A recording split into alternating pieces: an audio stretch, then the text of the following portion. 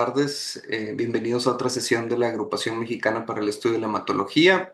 El día de hoy vamos a platicar de dos temas y tenemos a dos ponentes excelentes que nos van a hablar de mielofibrosis y primero un tema tradicional de educación médica continua, esta enfermedad que es tan importante y bueno, tan difícil de tratar en ocasiones y con tantas, digamos, aristas interesantes entre países y con accesibilidad a distintos medicamentos, que tiene muchas medicinas nuevas que vienen pronto.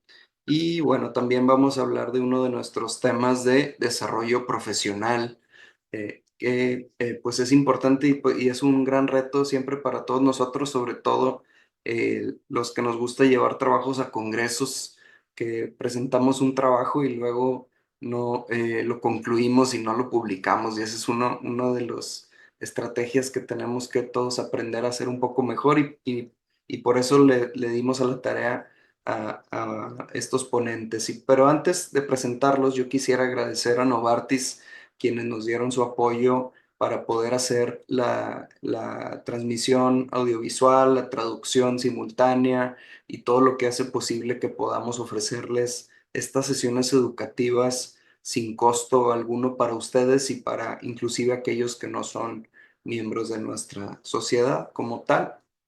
Y recordarles que nuestro congreso va a ser del 30 de octubre al 2 de noviembre. Pueden ver el programa en nuestra página y ya están los nombres por ahí de los profesores. Pueden revisar todo este programa que es de calidad internacional y va a ser en la playa de Boca del Río, en Veracruz.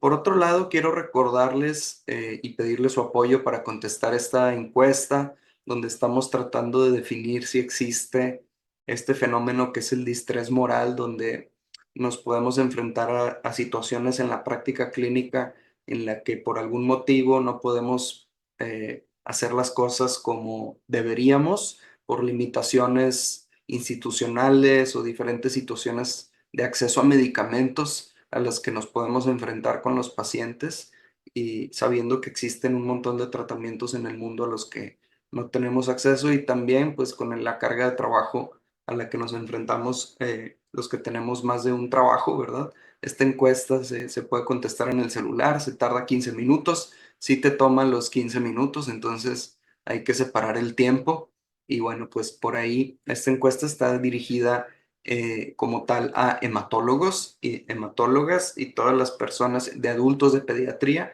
y también residentes. Entonces los invitamos a que nos ayuden a contestar. Por otro lado, les presento nuestra siguiente sesión que va a ser el 24 de agosto y vamos a tener al doctor Yerkeman y el doctor Villela que nos van a hablar del linfoma del manto.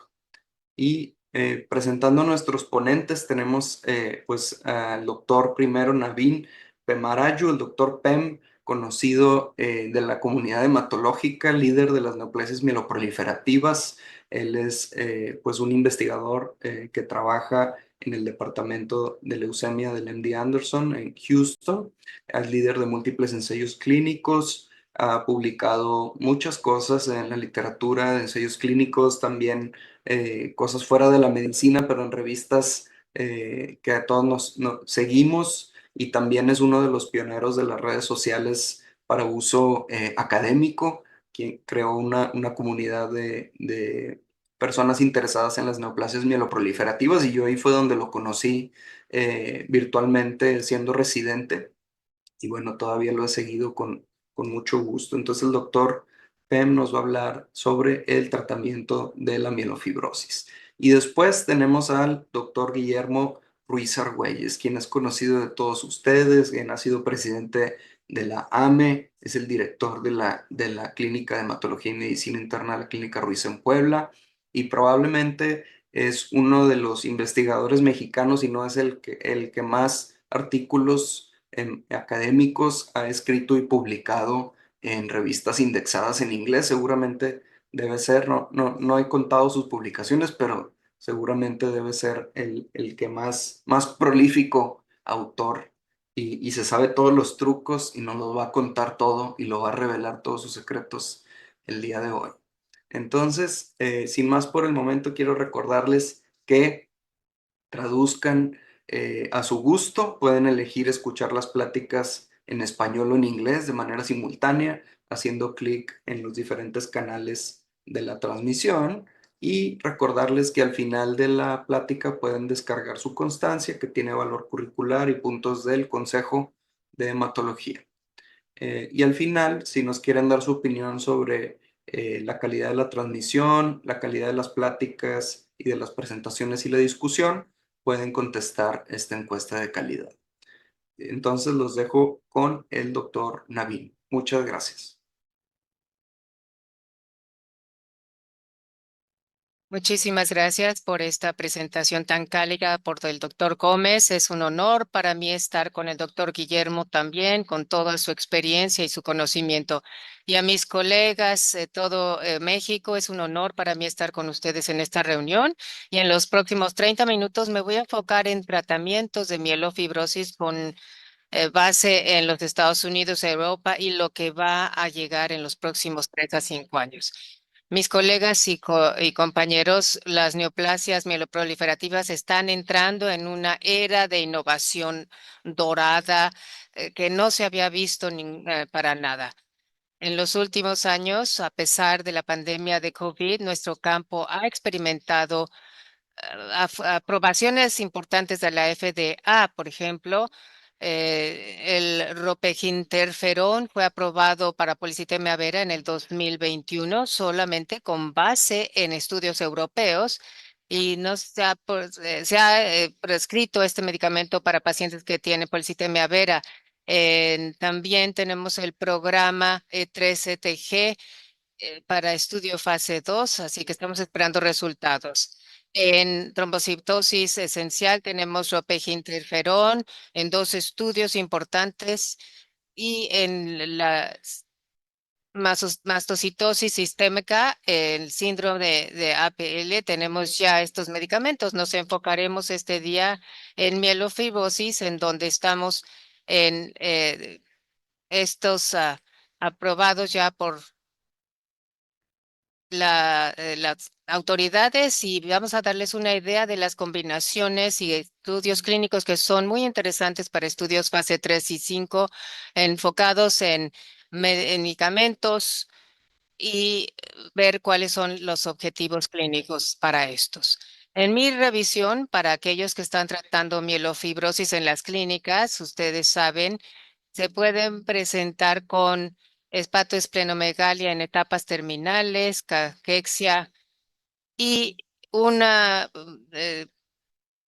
tiempo de vida muy corta entre que van transicionando de una leucemia de más. Y esta es una fase muy difícil. Tenemos 4 terapias aprobadas que tienen dirigido hacia el JAK. Tenemos el ruxolitinib, JAK1, JAK2, y que ahora ya esto apareció hace 10 años. Y también es importante en JAK1 y JAK2, puede causar citopenias, aumento de peso, infecciones oportunistas, y estos son los datos más seguros. Luego tenemos el fedratinib, que es un inhibidor JAK2, JAK1, pero también el FLT3 para mielofibrosis de intermedia o de alto riesgo y también para ciertas encefalopatías. Pacritinib es el tercero que fue aprobado en el 2020 y esto también agregado al JAK2 y el FLT3, URAC1, CSF1R y para plaquetas menos de 50 y los efectos secundarios pueden incluir alteraciones gastrointestinales con diarrea en los primeros años, y hay cierta señal de eventos cardíacos del estudio, del primer estudio. Luego, momelotinib, aprobado el año pasado en Estados Unidos, un inhibidor de JAK1, JAK2 y ACVR que incluye específicamente para la NEP. Entremos más profundamente a los tratamientos de mielofibrosis. El primero que mencioné es ruxolitinib. Es muy importante entender el campo en la era moderna. Antes de esto estábamos utilizando hidroxiurea, muchos seguramente lo siguen utilizando, interferones, danazol y otros. Pero fuera de este trasplante autólogo, es importante que no se utilizaban por las comorbilidades y estos inhibidores ya han revolucionado el campo. Así que en este artículo pensemos en el 2012, en marzo, hace 12 años, estos dos estudios New England que nos recordaban que eran bastante pequeños estos estudios 309 de ruxolitinib versus placebo, que era lo que se definía como correcto, y ruxolitinib versus la mejor terapia accesible. Y recuerden, esto es basado en plaquetas y deben ser mayores a 50. Estos dos estudios fueron muy positivos y dieron lugar al medicamento ruxolitinib como la primera opción para esto, pero recuerden que el objetivo clínico que fue innovador en aquel entonces, el SBR, era a las 24 semanas, se convirtió en el campo más importante por imagenología. Y recuerden que 42% de ruxolitinib versus 0,7 de placebo. Y luego TSS a las 24 semanas, cómo bajó de 45 con Ruxo.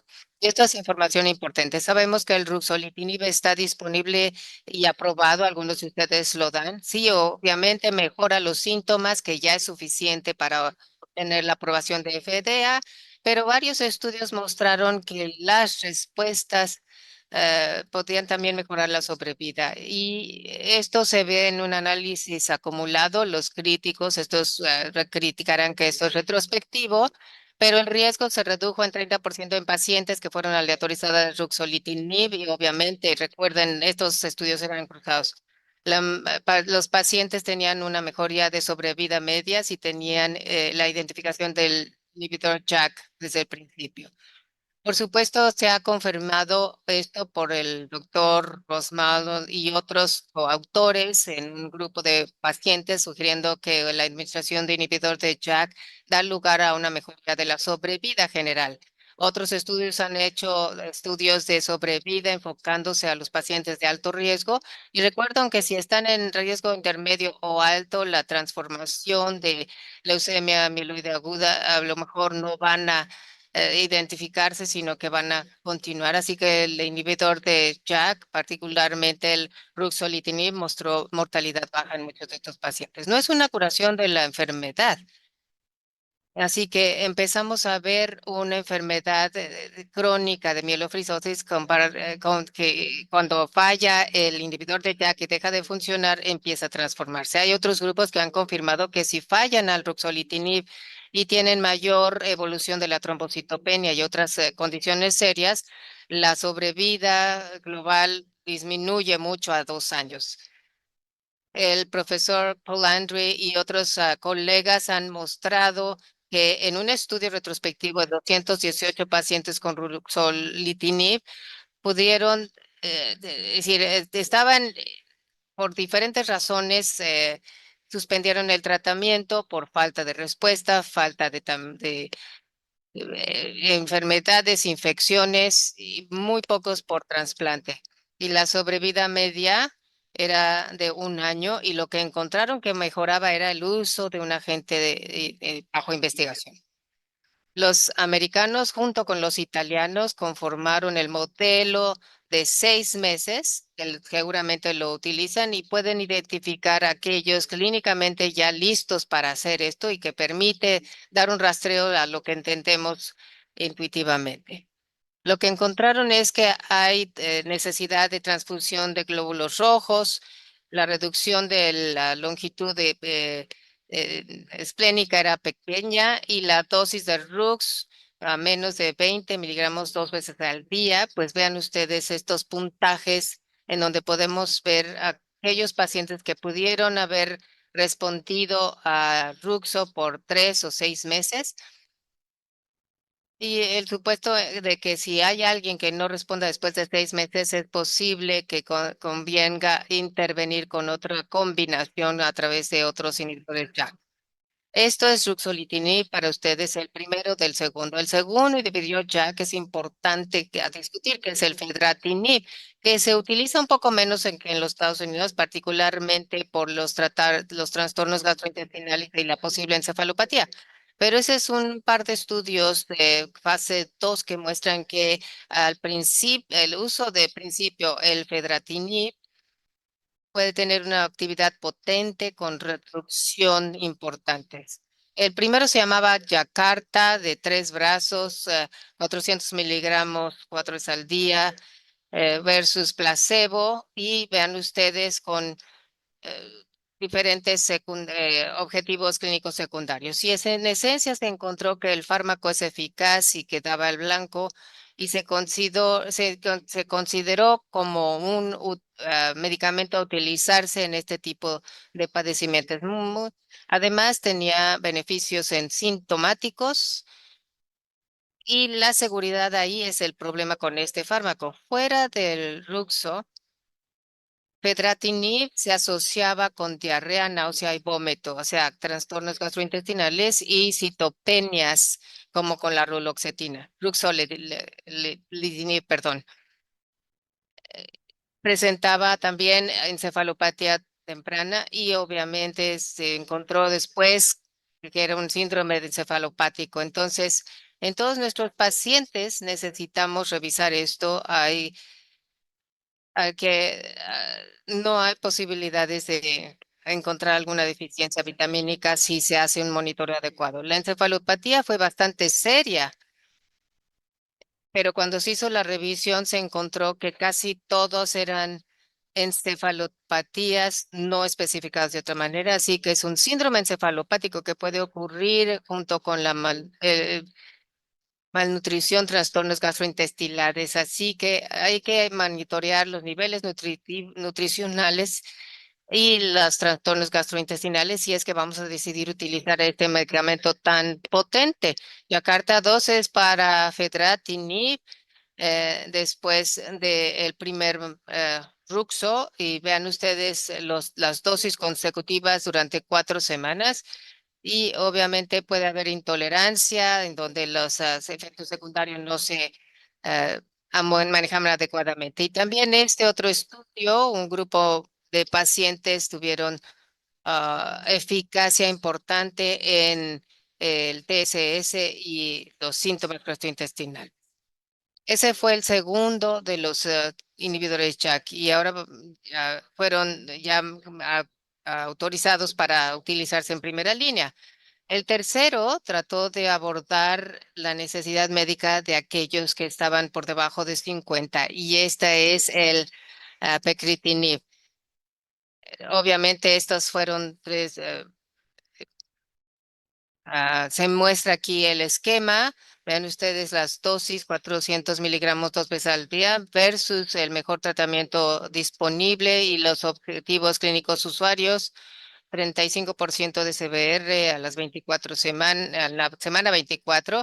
Y además de estas dosis, pacritinib también se utilizó. Considerando en el estudio PERSIST 2 de síntomas y de respuesta a síntomas y el vaso, estos son grupos de pacientes de altos riesgos. Algunos de ellos están bajando plaquetas por debajo de 100 o incluso de 50 en estos estudios. Lo que encontraron es que el fármaco se podía administrar adecuadamente y eso se aprobó finalmente, aceleró la aprobación de la FDA de los Estados Unidos en pacientes con riesgo intermedio o con reducción de, de plaquetas por debajo de 50. Otro estudio sobre vida muestra que la SBR predice la sobrevida de pacientes en pacritinib, pero no con la mejor terapia administrada. Y estas son reducciones de SBR hasta de 10%, ni siquiera los 35% que estábamos acostumbrados. Este es el estudio inhibidor JAK que muestra esta señal y que se asocia con la reducción del volumen del vaso. Y es importante darle seguimiento con todas las combinaciones y las sobrevivas. El agente pacritinib es importante porque no solamente se puede administrar factiblemente con citopenias, sino también en otros pacientes, porque estos son inhibidores de ACVR1 potentes en esta vía.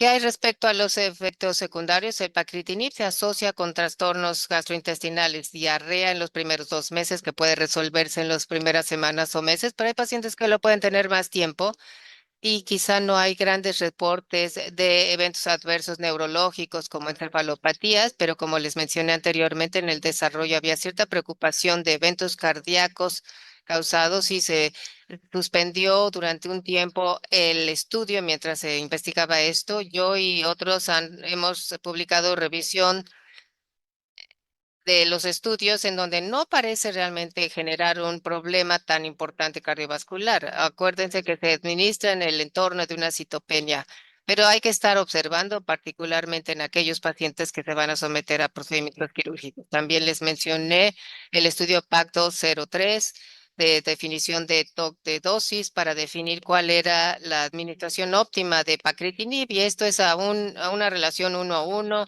en estos pacientes con mielofibrosis y aquellos que no se beneficiaron de Ruxo, pacritinib en estas dosis diferentes que de 200, 100 y 100 con diferentes objetivos clínicos finales. En la respuesta de volumen esplénico con estas dosis, vean ustedes lo que se tuvo de respuesta. Estas son las autorizaciones de la FDA del pacritinib.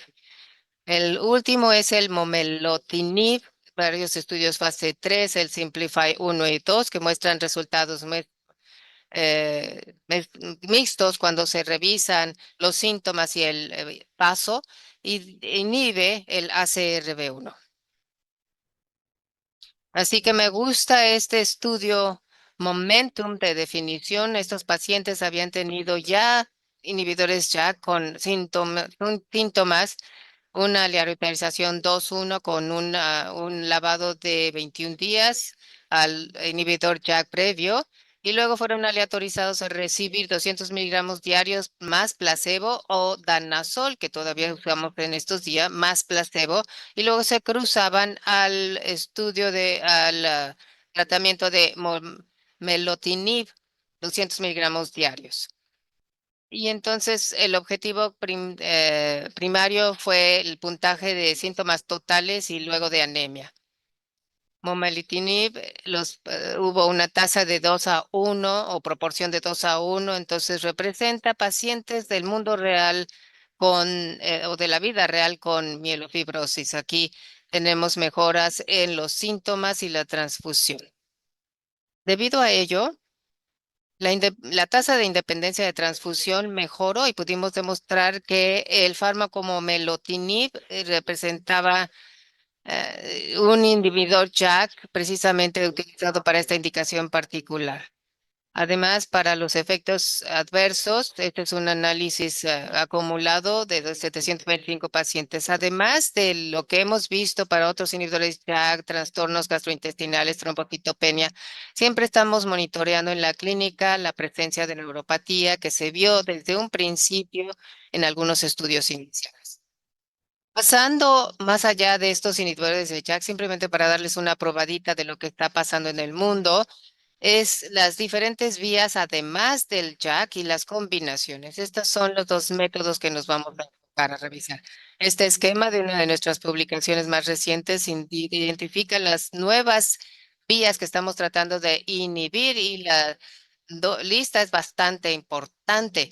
Tenemos ahora nuestros diferentes medicamentos en curso. La combinación de Ruxo BCL he utilizado ya y también otros agentes hipometilantes. Hay unos que no han funcionado muy bien.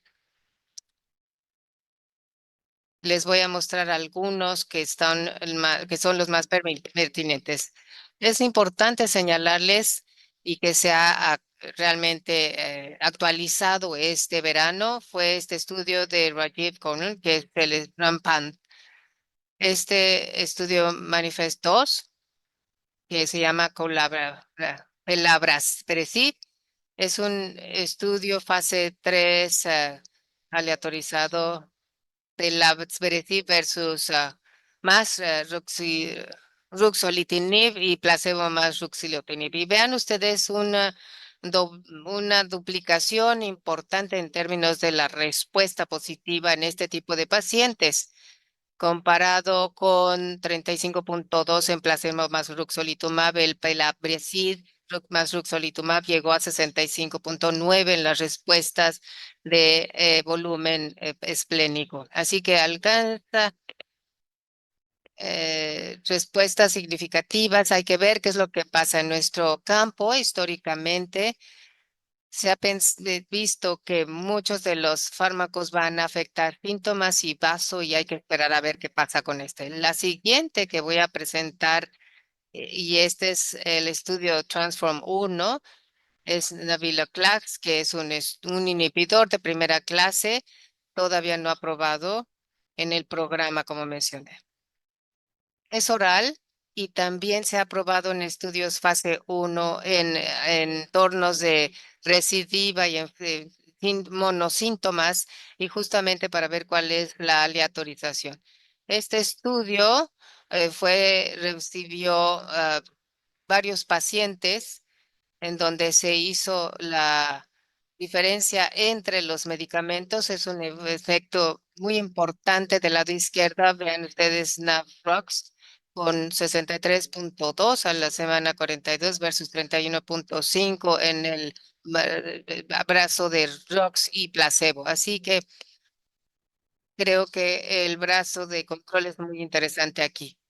El problema es que a veces los síntomas no fueron reducidos significativamente. Entonces, aquí la pregunta con esta combinación dual, o en el campo de las combinaciones duales, se ha hecho, ¿es suficiente hacer la combinación pero no es suficiente, o qué está pasando? Además, estamos viendo el Linexor, que acaba de manejarse en el entorno de linfomas, y que como un estudio en fase 3 para mielofibrosis, se llama el estudio Sentry, como lo mostramos aquí. Va a ser similar al que le mostré anterior, al que estoy mostrando aquí, con una alta eficacia en disminuir los síntomas. Aquellos pacientes que eran vírgenes a un inhibidor JAK, ruxolitinib y selinoxefor en una dosis más baja de lo aprobado anteriormente, 60 miligramos, 4 veces a la semana, versus ruxolitinib 2 veces al día más placebo. Vean, también se revisaba la profilaxis antináusea. Estudios fase 3 son los inhibidores M2. Este es un medicamento muy importante que se llama naftemadlin, y que se va a agregar a la respuesta subóptima a ruxolitinib. 600 pacientes más o menos, y la combinación de ruxolitinib con otra agente es superior a ruxolitinib solo. Estos son 4 estudios de combinación que están llegando a la fase 3 de estudios. Y para concluir la inmunoterapia, quisiera yo mostrar que ahorita solamente tenemos el MSCAL-R como blanco, y la pregunta es si podemos introducir modernas formas de quimioterapia. La inmunosusceptibilidad es importante y es un signo que está abriendo el campo en este tema. Resulta que hay señales después de la superficie celular, y que pueden ser blancos específicos para vacunas, am- ah, anticuerpos monoclonales, y también un CD3 biespecífico más MCALR. Y luego también acabamos de ver de nuestro colega Alex Rampotas un estudio preclínico con CAR-T. Así es como se ve. Tenemos la compañía Insight, que tiene este anticuerpo monoclonal. Es un IgG1 completamente humano, FC silente, que se une selectivamente al CARL mutado, y se puede dar como infusión intravenosa. El segundo fármaco que yo estoy dirigiendo es el JNJ bioespecífico, con una redirección de células T contra el CALR mutado. Y vean ustedes, se puede identificar en la superficie de las células y creo que también está disponible solamente en fase 1 hacia la clona. Es lo que vamos a tratar de expandir después es a CAL-LT. Les voy a dejar estas ideas que en esta era de agentes novedosos, combinados, mutaciones específicas, Jack y Carl II, creo que es importante señalar unos criterios de revisión más importantes para nuestros pacientes que puedan capturar marcadores subrogados de diferentes elementos, como en mieloma múltiple o leucemia mieloide aguda, cuántos pueden transformarse a leucemia y necesitamos ver cuáles son los correlaciones, los correlatos para enfermedades hemáticas diferentes, así como mutaciones con el tiempo. Lo hemos hecho históricamente y sabemos que los fármacos no han dado muy buenos resultados, pero ahora tenemos nuevas vías descubiertas, nuevos medicamentos y mi esperanza es que podamos entrar en una nueva era del manejo de la enfermedad. Con esto termino mi presentación. Hemos hablado los 4 inhibidores JAK aprobados en los Estados Unidos y también les he mostrado 4 de las combinaciones de JAK inhibidor y Ruxo con nuevos y también otros con nuevos fármacos. También la modificación de enfermedad, que es lo que queremos dirigirnos a través con los inhibidores JAK y también sobre las terapias inmunes para CARL, particularmente y optimización de SCT. Y también las fases plásticas y de otras. Así que es muy importante la nueva era de estas plataformas novedosas y específicas. Muchas gracias y le devuelvo el micrófono. Muchas gracias a la Agrupación Mexicana para el Estudio de la Hematología por haberme concedido el privilegio de participar en una de las sesiones ordinarias y el doctor Gómez de León me pidió que hablara yo sobre consejos y estrategias útiles para escribir un manuscrito. Vamos entonces a comenzar con esta diapositiva. Me acabo de encontrar esto que se publicó recientemente en donde se dan 100 consejos para poder hacer que la investigación sea de clase mundial y para publicar. Entonces, aquí están un poco resumidas las situaciones de las que voy a hablar a continuación. Entonces, en realidad yo voy a referirme un poquito más específicamente a qué hemos hecho en la Clínica Ruiz para poder escribir y publicar trabajos científicos médicos.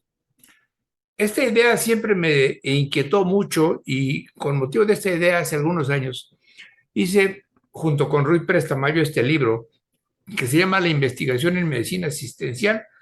Aquí está Ruy Pérez Tamayo, mi padre y mi hermano Alejandro, son las gentes que más influyeron en mí para involucrarme en labores de investigación dentro de la medicina. La esencia de la ciencia son las ideas siempre y cuando sean generadas, corregidas y reguladas por la realidad que pretenden describir y definir.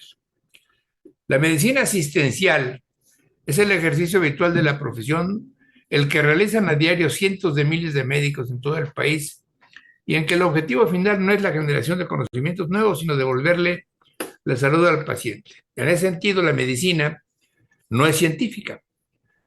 Por otro lado, la investigación es la actividad humana creativa cuyo objetivo es la comprensión de la naturaleza y cuyo producto es el conocimiento obtenido por medio de un método científico organizado en forma deductiva y que aspira a alcanzar el mayor consenso posible. Entonces, la idea que siempre me inquietó desde que comencé a estudiar medicina fue hacer investigación médica en medicina asistencial.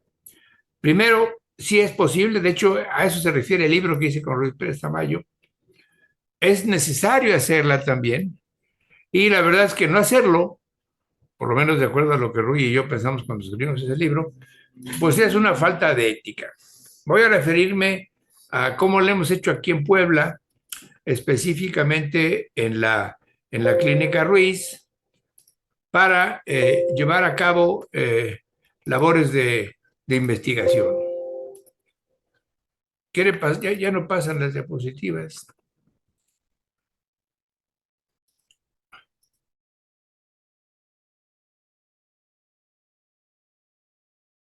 En la Clínica Ruiz hemos hecho desde hace algún tiempo labores de investigación que fueron iniciadas por mi abuelo en el año de 1920, cuando fundó la Clínica Ruiz. Fíjense, ahí está mi abuelo haciendo una cirugía y él desde joven se interesó mucho. Ese es mi abuelo Raimundo Ruiz Rosete.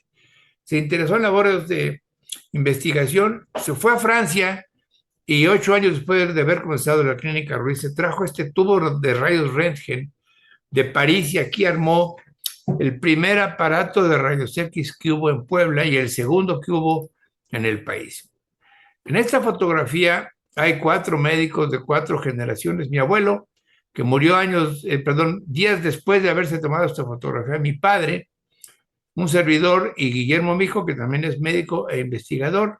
Así que nos hemos estado interesando en la ciencia desde hace muchos años. Tanto mi hermano Alejandro como mi padre, Guillermo, mi hijo, y yo hemos tenido el privilegio de ingresar a la Academia Nacional de Medicina.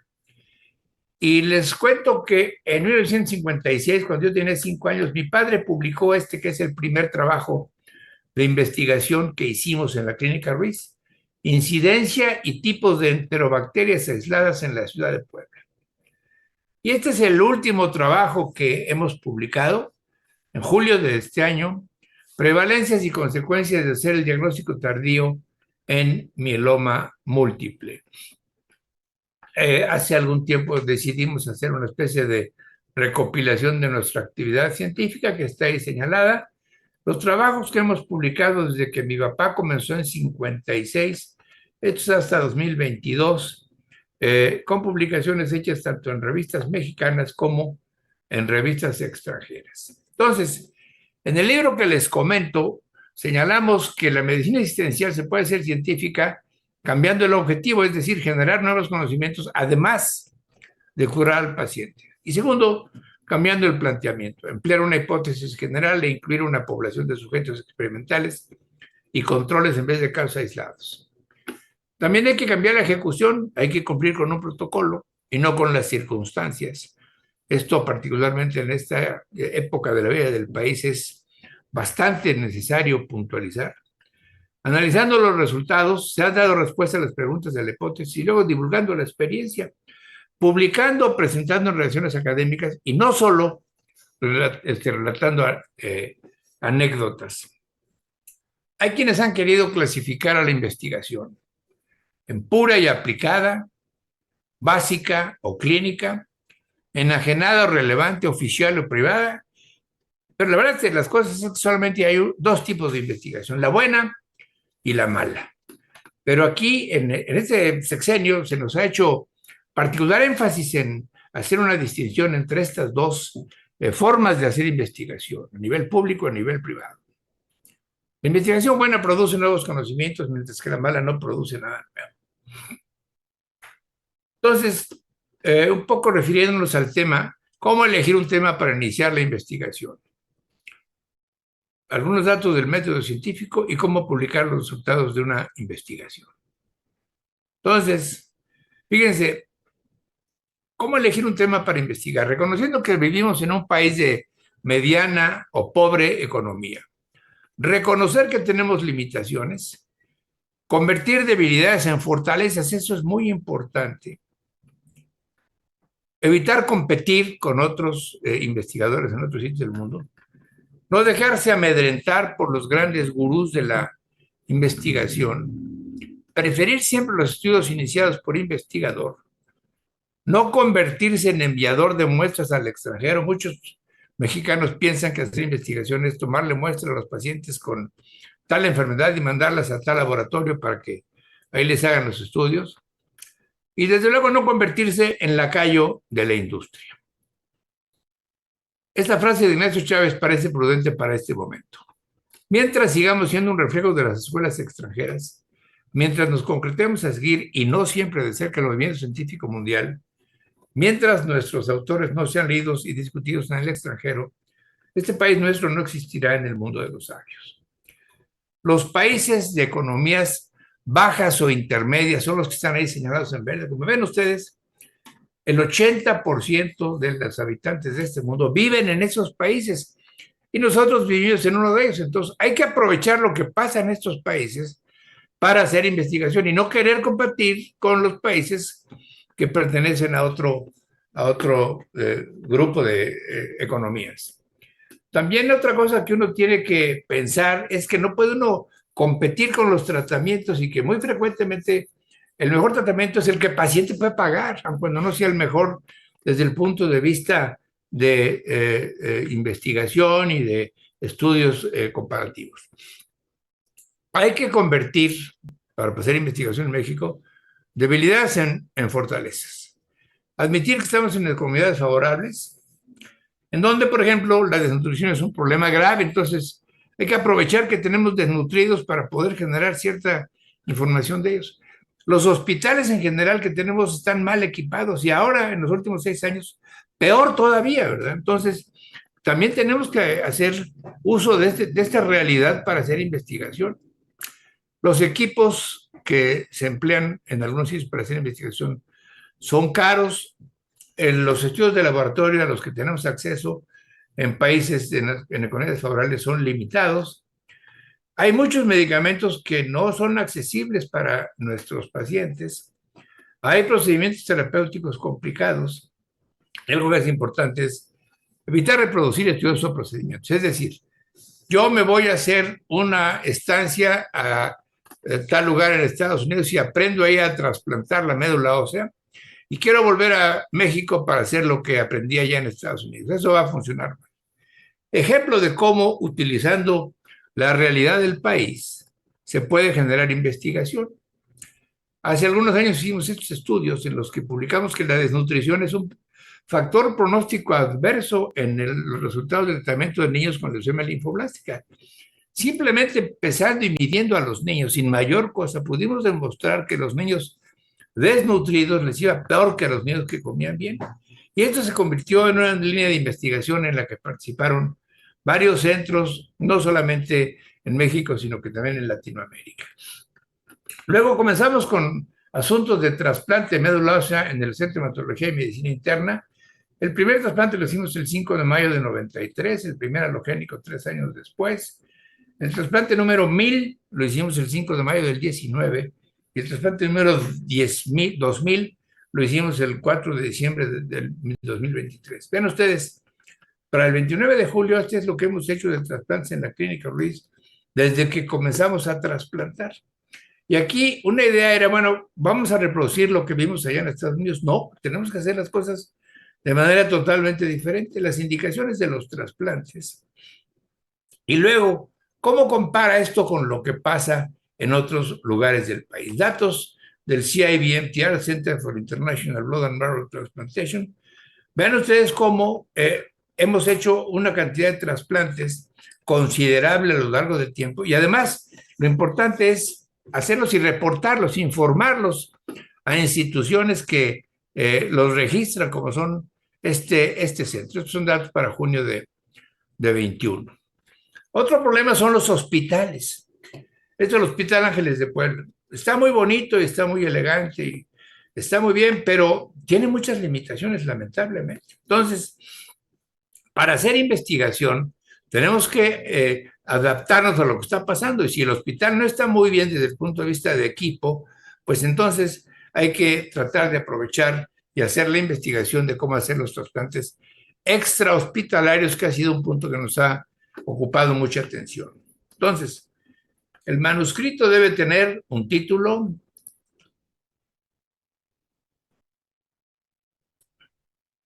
después el resumen, la introducción, material y métodos, resultados, discusión, conclusiones y después las referencias.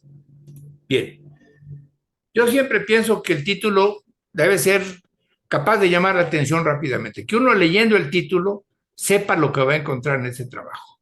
Eso podría ser discutible, pero es lo que yo siempre hago, que incluya los resultados y que muestre algo novedoso, que diga algo que llame la atención.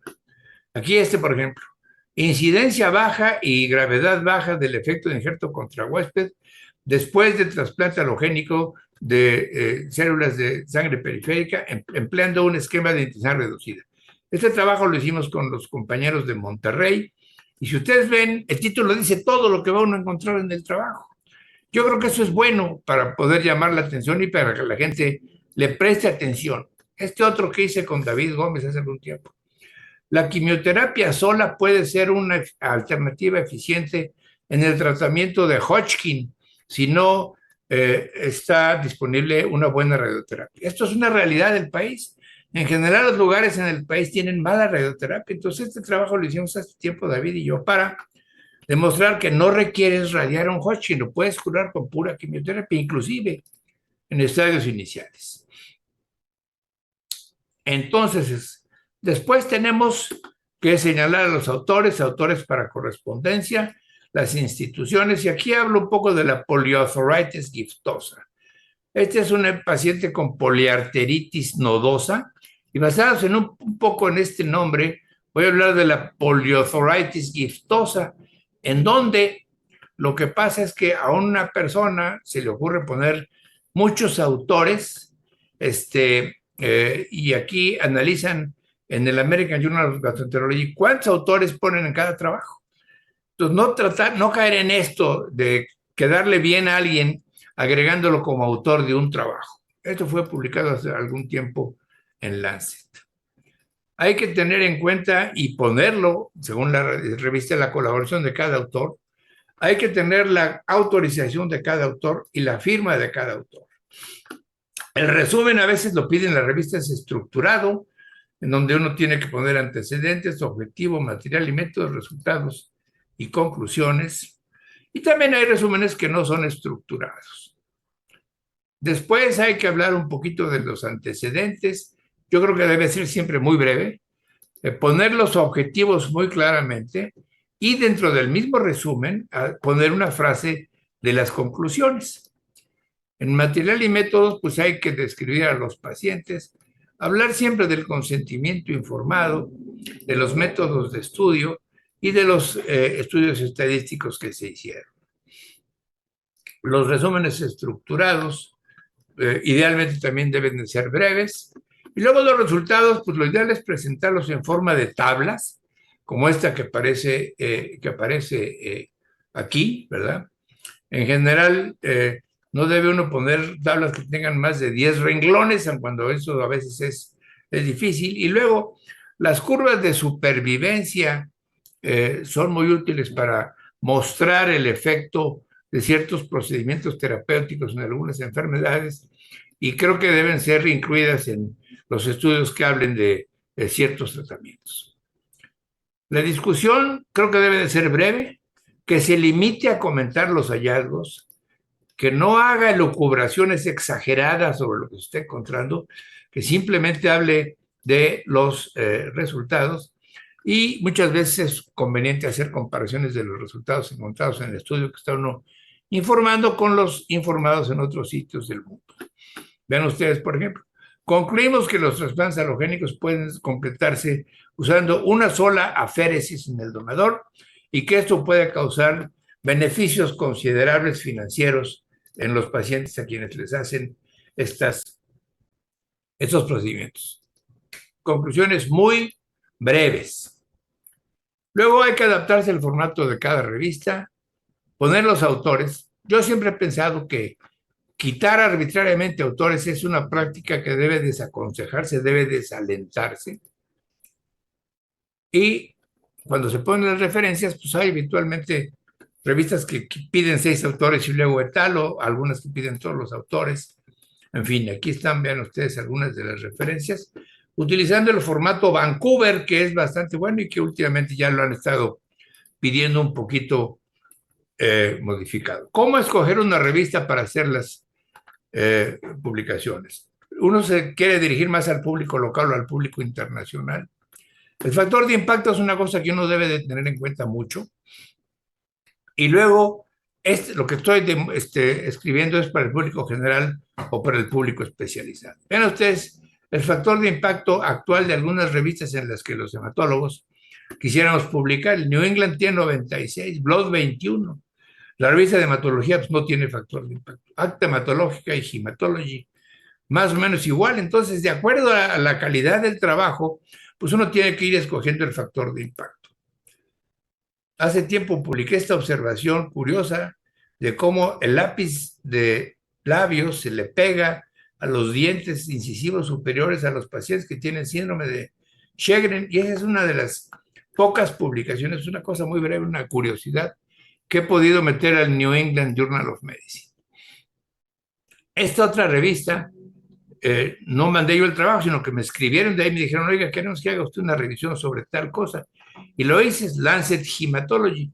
Es una revista difícil con un factor de impacto alto.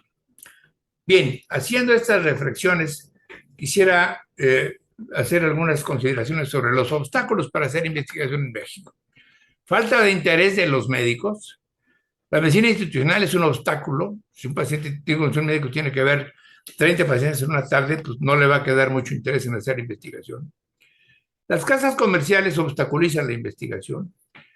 También los congresos nacionales, porque mucha gente dice, hago este trabajo, lo llevo a un congreso, con eso garantizo que me den permiso en mi hospital para ir a presentar el trabajo y que la compañía fulana me pague el viaje.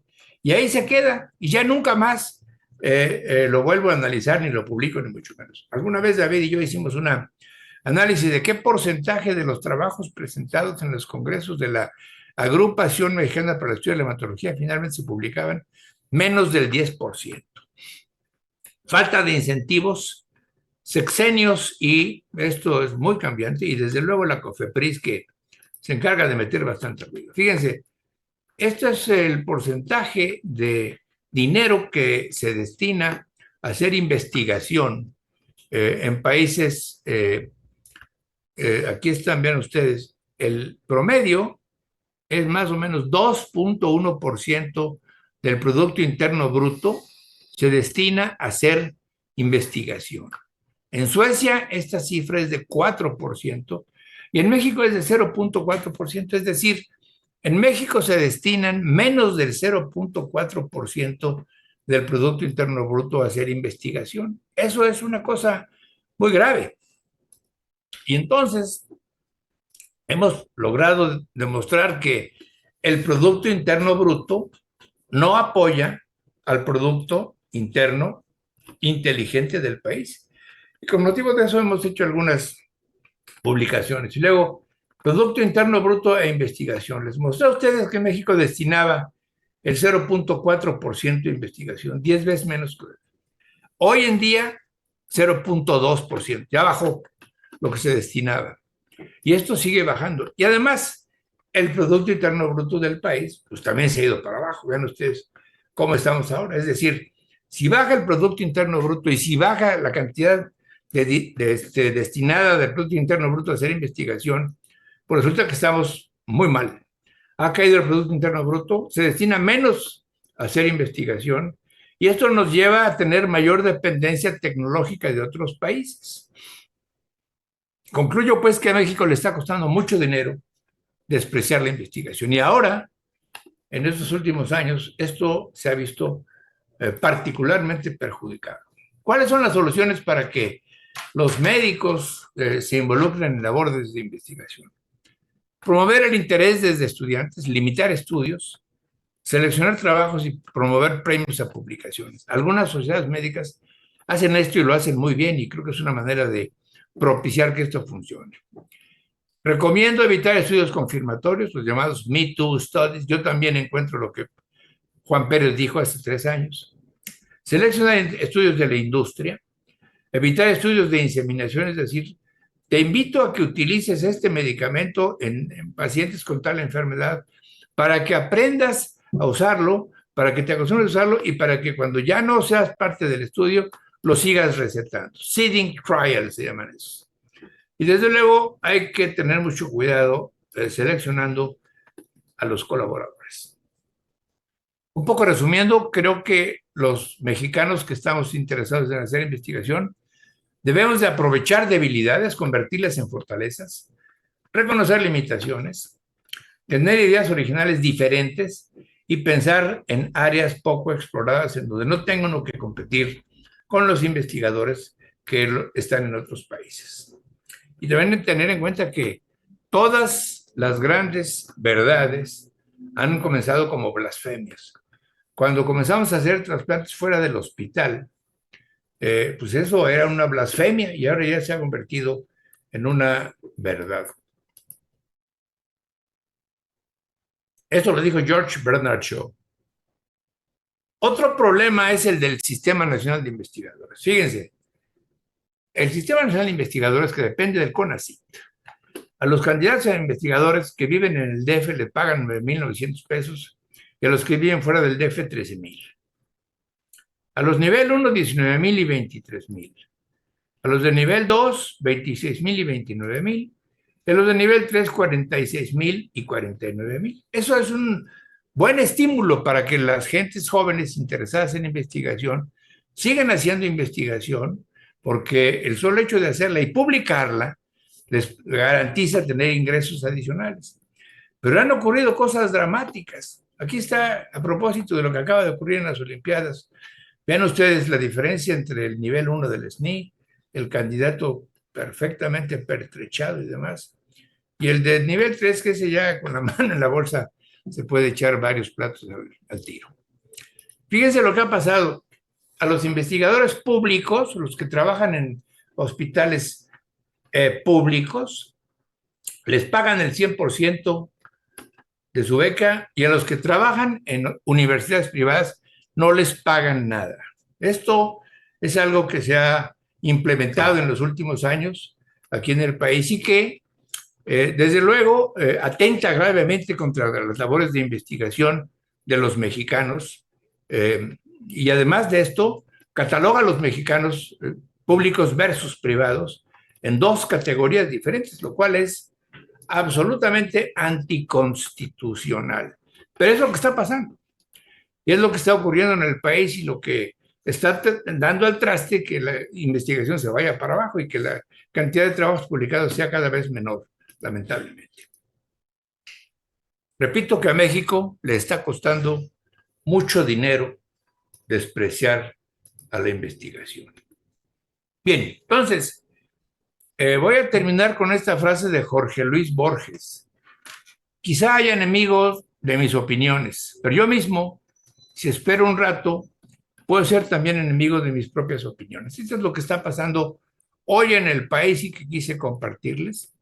Espero que estas cosas mejoren y que yo mismo cambie de opinión y me desdiga de lo que acabo de decir ahorita, ¿verdad? Aprovecho esta fotografía de mi familia, mi esposa, mis hijos y mis nietos, a quienes les dedico esta charla. Y aprovecho también esta diapositiva para darle las gracias al doctor Andrés Gómez de León por su generosa invitación para participar con ustedes, hablando un poquito de las labores de investigación de los hematólogos mexicanos. Y también agradezco mucho a la Agrupación Mexicana para el Estudio de la Hematología su convocatoria, y a todos ustedes quienes están escuchando esta presentación, les agradezco mucho su atención y su paciencia. Muchas gracias. Muchas gracias al doctor Navin y al doctor Guillermo por sus brillantes presentaciones. Y ahora, bueno, para pasar a la parte de preguntas y respuestas, quisiera empezar con el doctor Navin y preguntarle cuál de los inhibidores de JAK es el que considera que debe utilizarse primero en general en los pacientes con mielofibrosis, en la abundancia de alternativas en Estados Unidos. Tal vez pudiera ahondar un poco en cómo elige cuál de los medicamentos utilizar.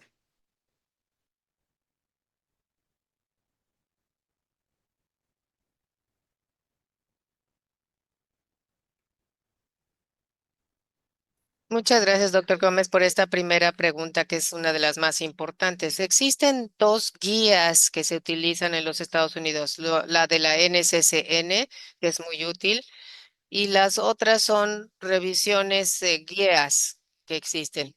Pero los tres puntos que diría yo son las siguientes. Uno, vemos cuál es el conteo de plaquetas. Si están por arriba de 50, sabemos que podemos utilizar el ruxolitinib con base o fedratinib. Ese es el primer factor. El segundo es ver los niveles de anemia. Si hay alguien que está muy anémico por debajo de 10, podemos utilizar el momelotinib como primera opción. Y tres, un vaso grande, sintomático y que ya el ruxolitinib y el febratinib. Las comorbilidades, si tienen trastornos gastrointestinales, diarrea, desnutrición, hay que dejarnos un poquito más del fedratinib y más bien definir perfectamente los niveles. Y luego, si alguien tiene una posibilidad de sangrado, hay que tener mucho cuidado el fedratinib. Estos son puntos importantes en la clínica. También la etiología de trasplante. Cuando determinamos que alguien está en alto riesgo, sabemos que vamos a ir a quitar un inhibidor JAK y que vamos a ir a el trasplante. Entonces, el ruxolitinib es el primero en su clase, ya ha estado mucho tiempo. Siempre que las plaquetas estén bien y la anemia no sea tan terrible, sigue siendo el primer pilar. Eh, a lo mejor fedratinib se receta en menos cantidad que el ruxolitinib. Eso es lo que yo Muchas diría. gracias por su respuesta. Y ahora para el doctor Guillermo, sabemos que no le encargamos el tema de mielofibrosis, pero yo sé que atiende pacientes con esta enfermedad. Quisiera que nos contara su experiencia atendiendo a estos pacientes en México y en especial en quienes considera si utilizar ruxolitinib o si hay pacientes en quienes no utiliza este inhibidor, digamos, de primera línea. Sí me escuchan, ¿verdad? Bueno, a mí siempre me ha llamado mucho la atención las curvas, no de disminución de tamaño del vaso, sino de supervivencia global de los pacientes con mielofibrosis tratados o no con inhibidores JAK, específicamente ruxolitinib.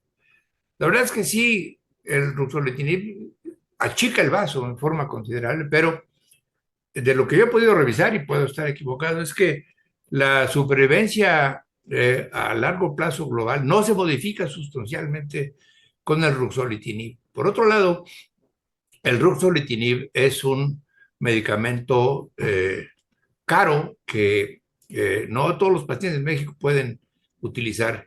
Yo debo confesar que lo utilizo poco en casos en donde el problema principal es leucocitosis o alguna cosa, pues trato de utilizar hidroxiurea, yo la sigo utilizando en forma considerable, y reservo los inhibidores de JAK para situaciones en las que el vaso es demasiado grande y que además el paciente tiene suficiente dinero para pagarlo de manera prolongada, ¿verdad? Ya también se habló de los efectos que hay cuando se suspenden estos medicamentos y, repito, la inquietud fundamental es, bueno, le voy a dar esto, le voy a hacer gastar mucho dinero y voy a hacer que viva más tiempo, pues no, ¿verdad? Entonces uno tiene que meditar muy cuidadosamente esas decisiones. Es lo que yo pienso, pero puedo estar equivocado. Excelentes comentarios, muchas gracias. Y siempre es importante aterrizar la información a nuestra realidad. Sin embargo, quisiera la opinión del doctor Navin sobre qué tan buena es la evidencia de la modificación del curso de la enfermedad con ruxolitinib. Nos mostró usted algunos datos muy interesantes en el seguimiento a largo plazo en los estudios Comfort. Tal vez valdría la pena ahondar un poco en ellos y después platicamos de los desenlaces.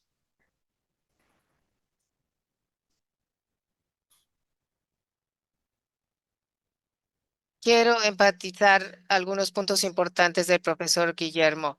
Sí, efectivamente son fármacos muy gastos. En los Estados Unidos, los inhibidores JAK son muy altos y el paciente tiene que tener acceso a un seguro para que lo pague.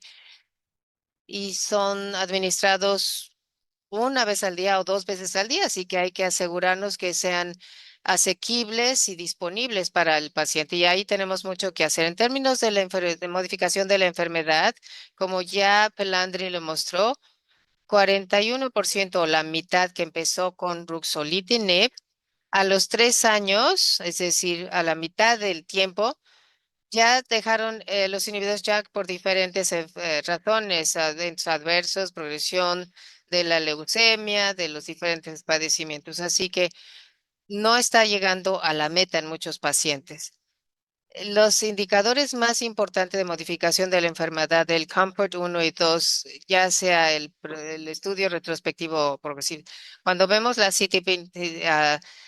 citocinas IL-6 y otras, el ruxolitinib es un fármaco muy potente porque se está utilizando incluso en enfermedad huésped contra, es decir, injerto huésped, así que sí son fármacos antiinflamatorios. Ahora, dado que la reducción del volumen esplénico en los estudios prospectivos no mostraron una sobrevida muy importante, pero en los análisis acumulados retrospectivos a 5 años se han criticado que precisamente son retrospectivos, no tienen la suficiente fuerza o poder, pero sí mostró en otros un beneficio de sobrevida general a 5 años, particularmente si se tenía una reducción de volumen esplénico durable con el tiempo. Así que la 12 del ruxolitinib está asociado con esto, y este es un efecto modificador de la enfermedad. Y por último, el último aspecto en este sentido es que el agente ruxolitinib da lugar a lo que parece ser beneficios pleotróficos. Es decir, hay aumento de peso, se siente mejor, hay mayor energía y desde el punto de vista sintomático es mejor. El efecto es importante en estos pacientes. Hay pacientes que han estado en silla de ruedas y mejora su energía, y esto es fuera de la anemia. Así que creo que estas son las modificaciones. No estamos curando la enfermedad, y hay que decirlo en voz alta, tampoco a una sobrevida global mayor, más prolongada en la mayoría de los pacientes. Y muchos de estos pacientes dejan de tomar los inhibidores y ahora tenemos otros medicamentos además de los inhibidores, y tenemos estudios clínicos y también tenemos los estudios de combinación. Así que si esto es para pacientes que no pueden tomar un trasplante. Ahora, hacia donde tenemos que ir es más allá, ver la sobrevida global, una reducción importante del volumen esplénico, de la mielofibrosis, de las citocinas en los estudios de clínicas. Hay razones por las que no lo estamos haciendo, pero creo que esa es la dirección que debemos seguir. Perfecto, muchas gracias por su comentario y por ahondar en esto tan importante. Y siempre es importante recordar que los desenlaces, si bien creo que hay una confusión con la terapia dirigida en que, digamos, evento del imatinib alzó las expectativas de todos cuando estamos buscando o la promesa de una terapia que va dirigida contra una mutación, y todos queremos que un medicamento de alto costo sea igual de bueno que el imatinib. Y la realidad es que esto casi no ha ocurrido prácticamente en la hematología, salvo con algunas excepciones. Eh, pero creo que usted mismo lo mencionaba, mejorar la calidad de vida de los pacientes es algo muy valioso y los síntomas son muy buenos. Hay con muchos medicamentos que están disponibles en el mercado que no han demostrado que prolonguen la supervivencia ni que hagan que los pacientes se sientan mejor. En ese caso, el ruxolitinib es una buena herramienta porque hace que los pacientes se sientan mejor. Lo malo es cuando pedimos que cure a los pacientes, que es algo que no puede hacer, a un costo que es inalcanzable para muchos. Y por eso quisiera hablar, usted ya nos mencionó el doctor Navin de la terapia curativa, que es el trasplante, y omití mencionar que el doctor Guillermo Ruiz es el presidente de la Sociedad de Trasplante Mexicana de adultos. Entonces, tal vez Guillermo nos podría regalar algunos comentarios sobre las perspectivas nacionales al enfrentarse a los pacientes con mielofibrosis que muchas veces no tienen acceso a ruxolitinib y a veces tienen acceso solamente a andrógenos e hidroxiurea. ¿Qué nos pudieras hablar del rol del trasplante en mielofibrosis? Bueno, tal como ya se mencionó, la única terapia verdaderamente curativa de la enfermedad, pues es el trasplante de células hematopoyéticas. eh, y es lo que hay que tratar de hacer en todos los pacientes. Lamentablemente, muchos de estos pacientes tienen otras comorbilidades y no es tan fácil hacerlo. Eh, Señalo también que la modificación que ha habido en los últimos años para llevar a cabo los trasplantes de células hematopoyéticas empleando donadores no necesariamente HLA compatibles, sino haploidénticos, pues ha abierto el campo para hacer trasplantes de donadores haploidénticos en enfermos con este padecimiento. Y yo personalmente creo que el número de trasplantes en pacientes con estas enfermedades va a ir creciendo a medida que los trasplantes se hacen más seguros, más accesibles desde el punto de vista económico, se hacen fuera del hospital y empleando los esquemas de prevención de injerto contra huésped, pues con una prevalencia y gravedad del efecto de injerto contra huésped mucho menor cuando se emplean esquemas como este de las dosis de ciclofosfamida post-trasplante. De tal manera que sí, yo creo que el futuro está por ahí. Y una pequeña reflexión de cómo he visto yo lo que pasó, tal como señalaba Andrés, bueno, el imatinib sí dijo, va contra el BCR-ABL y con eso los curamos. Luego se encuentra el JAK2 y desarrollan un fármaco para el JAK2 y resulta que no es tan bueno y entonces ahora está una molécula en busca de una enfermedad en la que pueda ser útil.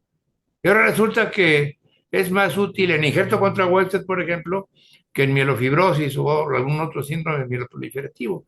Eso es inquietante, pero también revela mucho la capacidad que tenemos los médicos de poder analizar la biología de enfermedades y de poder entender más a este tipo de medicamentos como potentes antiinflamatorios o inhibidores de citoquinas que tal vez tengan otras utilidades, además de la que inicialmente se pensó que iba a ser curativa para esta enfermedad.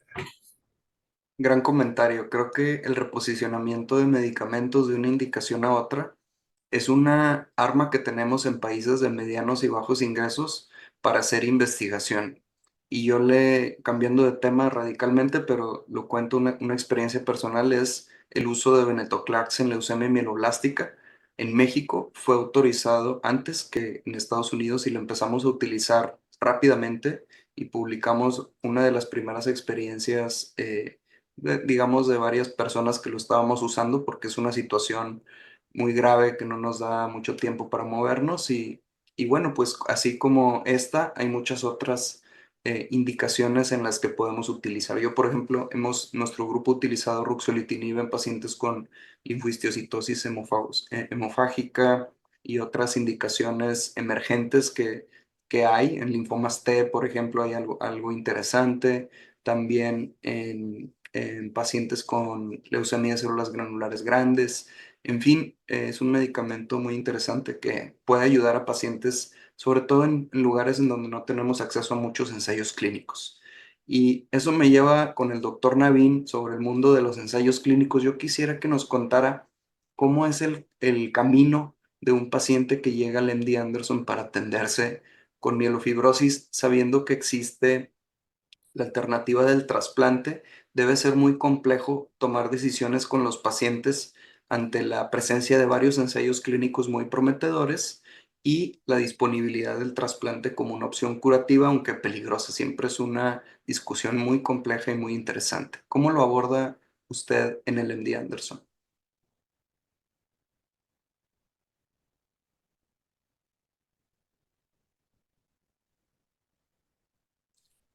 Muchísimas gracias. Una muy buena perspectiva global. Creo que tiene la razón. La clínica ha cambiado en los últimos 5 años y es muy sorprendente y a lo mejor a algunos les impacta. En los Estados Unidos apenas hasta hace unos cuantos años no podíamos ofrecer trasplantes de células autógenas,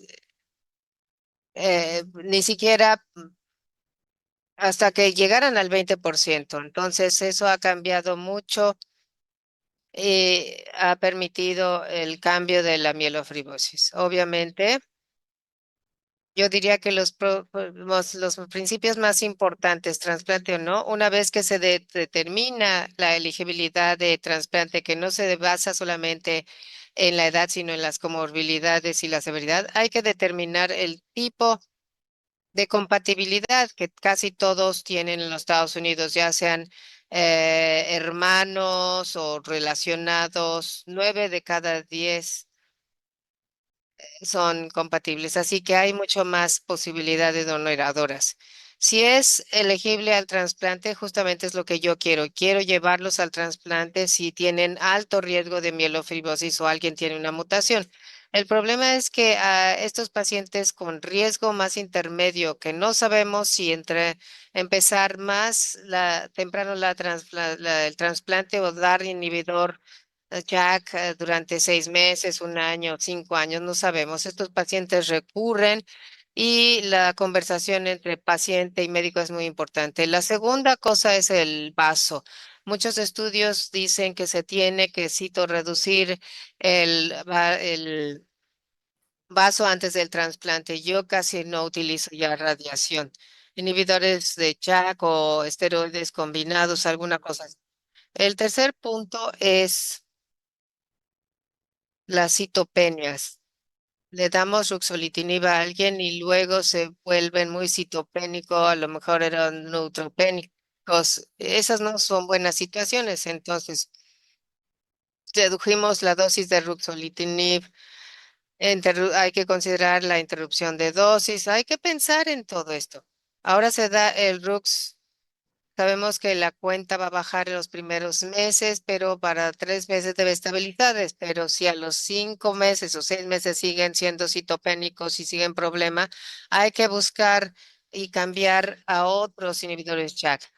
Y los pacientes con el más alto riesgo son aquellos pacientes que tienen ASX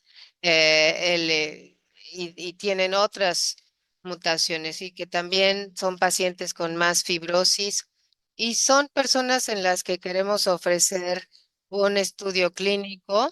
En MD Anderson tratamos de ofrecer estudios clínicos de primera intención, así que tenemos diferentes estudios clínicos. Les mostré con diferentes inhibidores o combinaciones.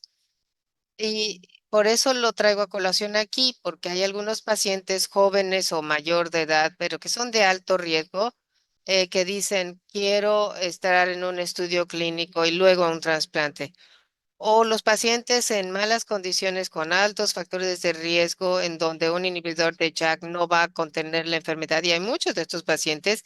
Entonces a esos pacientes trato de meterlos en un estudio clínico, darles algo innovador de primera intención y a veces su estado funcional es increíble, ¿no?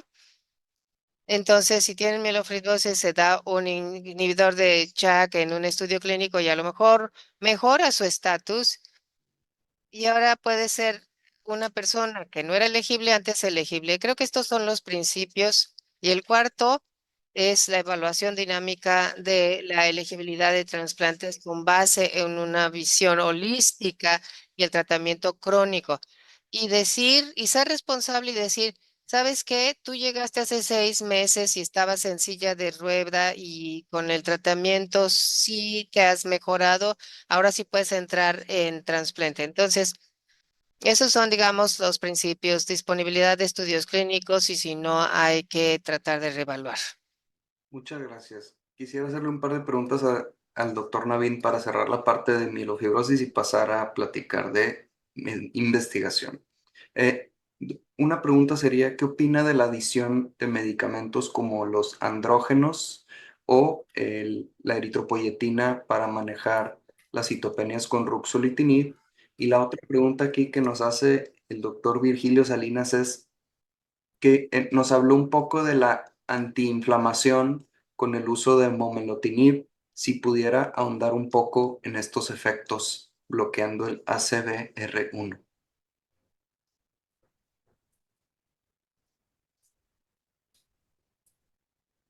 Excelente pregunta.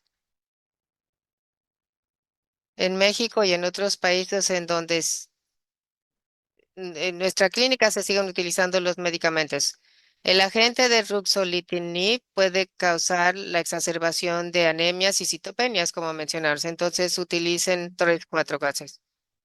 Danazol histórico o agentes eh, de un fármaco accesible, ya que ha estado durante muchos años, lo puede utilizar solo o con ruxolitinib. Hay que hacer pruebas de función hepática, de próstata, puede causar algunos problemas orales.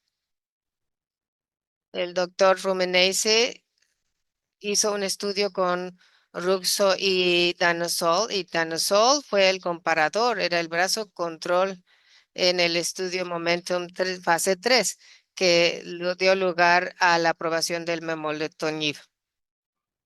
EPO, por supuesto. Utilizamos eritropoyetina en diferentes inyecciones y el único problema es que a veces también tiene costos que no permiten el acceso a muchos pacientes y a lo mejor lo estamos elevando demasiado, entonces hay que ser cuidadosos ahí. Transfusiones sanguíneas, cuando empezamos con estos inhibidores JAK, no es la enfermedad, sino la inhibidor de JAK puede causar anemia y quizás lo pueden hacer si ustedes los pacientes están de acuerdo, si no hay progresión. Y los esteroides, que son lo más fácil, pero no se deben utilizar como estrategia de largo plazo y obviamente tiene efectos secundarios, pero en una situación los corticosteroides en pacientes elegibles puede ayudar a mejorar. Y quiero enfatizar cuando hablemos de anemia en MF, no todo se debe a la mielofibrosis y esto hay que pensar en nuestras habilidades de médicos de internistas. Hay anemia por deficiencia de hierro, colon de cáncer, y, hemólisis. Y así que cuando hacemos el estudio de anemia en un paciente viejo, digamos, o incluso más joven con mielofibrosis, hay que buscar también las causas comunes, pérdidas gastrointestinales, y trato de hacer una evaluación de los pacientes. Si hay una mielofibrosis por ruxolitinib, lo trato. Ahora, memolotinib es importante porque a lo mejor puede haber la industria farmacéutica cuando había citopenias muy elevadas nos dijo que podría entregarse y se puede dar en el entorno de anemias con baja cuenta plaquetaria, entre otras. Y el momelotinib se diseñó para el ACVRL y tiene una ruta que permite restaurar los niveles y restauración de hierro. Si el hierro está diseminado por cualquier lugar, este trata de restaurarlo, mejorando así la anemia y haciendo que los pacientes requieran menos transfusiones sanguíneas. Y por supuesto, si tienen independencia entre las transfusiones, bueno, eso está asociado con una mejor sobrevida. Muchas gracias por sus comentarios y creo que también así como en los mieloproliferativos, pronto veremos grandes herramientas para las personas con anemia de la inflamación por diversas causas, seguro. El doctor, aquí Cristian Ramos, le da las gracias al doctor Ruiz por la masterclass para redactar un escrito médico. Entonces, pero le pregunta que para ser un buen investigador también tiene uno que ser buen escritor y sobre esto quiere saber sus secretos, ahora sí, que confiese su rutina de escritura y algunos consejos y cuál considera la mejor estructura. Y aprovechando que tenemos aquí al doctor Navin, también le vamos a preguntar después del doctor Ruiz. Yo creo que escribir cosas médicas o cosas no médicas depende o es proporcional a la cantidad de cosas que uno lee. Yo creo eso. Alguna vez Ruth Pérez Tamayo me dijo eso, que para ser un buen escritor tienes que ser un buen lector. Y yo creo que tienes razón, ¿verdad? Entonces, yo lo que trato de hacer es siempre leer un libro en castellano seguido de uno en inglés para tener más o menos aceitado el mecanismo para escribir en los dos idiomas y utilizar esas capacidades para escribir en esos dos idiomas para escribir después cosas médicas. De tal manera que yo siempre he pensado que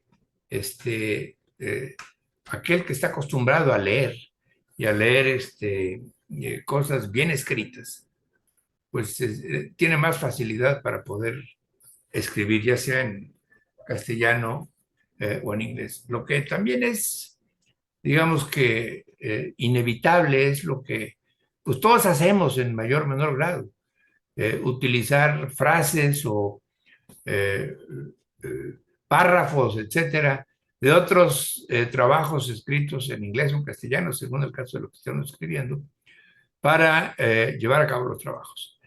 Este tipo de conductas que antes eran todavía más frecuentes se han limitado en forma considerable hoy en día por las herramientas estas para identificar el plagiarismo, ¿verdad? Entonces, uno manda a publicar un trabajo y el editor le dice, mira, tu trabajo está muy bien, pero tiene 70% de plagiarismo, es decir, 70% de lo que tiene tu trabajo ya se publicó en otros sitios.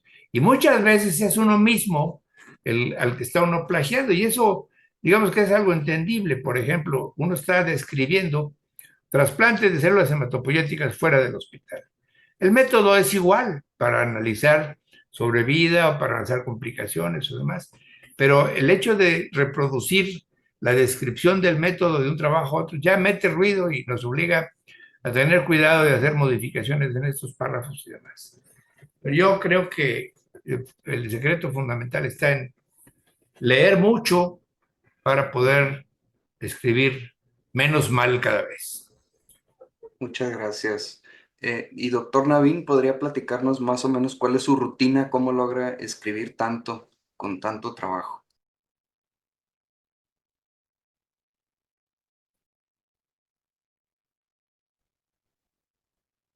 Me encanta esta pregunta muchísimo porque, no sé, mueve la cortina para que descubramos el proceso real. Mis comentarios son los siguientes. Necesitamos tener el gozo del proceso y no en el objetivo final, porque esto está separado del proceso, así que son tres puntos importantes. Número uno, trato de leer mi mente y mi cuerpo para saber a qué hora es la hora de escribir. Para mí es en las mañanas antes de que mi mente se ocupe en correos electrónicos o trabajo, lo que sea.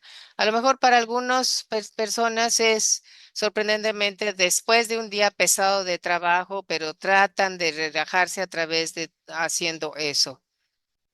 Y por desgracia, tengo que admitir que muchos de nosotros, y, a y sé que esto me incluye, es que a veces tengo que crear tiempo extra de las noches, de las semanas, de los fines de semana o de las festividades. Esta es mi respuesta de corazón para ustedes. Creo que la parte de escribir es algo esencial de lo que hacemos y es una responsabilidad moral de todo científico, comunicadores y médicos. Si tenemos ese don y esa capacidad de comunicar lo que sabemos, creo que debemos dárselo a las personas que más lo necesitan y la única forma de hacerlo es escribir. Y el doctor Gómez y el doctor Ruiz y demás, creo que se estarán de acuerdo que el escribir un resumen Es decir, obviamente un artículo requiere de horas y horas de dedicación y usted, doctor Ruiz, dio una excelente presentación. Ahora, dense ese tiempo y protéjanlo y no tengan miedo de entrar en la zona. Me encanta esta pregunta. A veces me gusta poner algunas música clásica, a veces me gusta estar en más silencio y esto lo aprendí al doctor Cortés, que fue uno de mis principales mentores. En la semana, es decir, el sábado en la mañana puedo escribir durante 4 horas más que lo que podría haber hecho los días anteriores, porque hay muchas distracciones en el trabajo. Entonces, hagan algo de trabajo antes de hacer. Quizá no es la respuesta más inteligente, más popular quizá, pero si ustedes crean tiempo para ustedes, no en términos de tiempos nada más, sino de calidad. Escriban artículos, utilicen módulos, digamos, el proceso de módulos. Escriban módulos y utilicen 2 horas para hablar sobre un tema. Luego, al día siguiente a lo mejor hagan la discusión. Así que no tienen todo que escribir de manera secuencial, sino que lo pueden escribir por módulos, regresar a ellos, a lo mejor van a ir desarrollando más, porque la evolución de cada artículo es distinto y hay que darle su propio tiempo para florecer a ese artículo, revísenlo con alguien más para poder ver. Y estas son mis tácticas y técnicas. Y busquen espacios creativos, por ejemplo, cuando tienen que viajar y tienen que esperar, bueno, lo mismo. Si se pueden dedicar 7 horas a ver películas o series, pues a lo mejor pueden crearse un tiempo para poder, no sé, hacer incluso un diseño de lo que va a contener su artículo, pero bueno, pues sí, no es exclusivo, pero pues son las cosas que yo hago. Muchas gracias por sus tips y creo que nos ha dado algunas perlas importantes.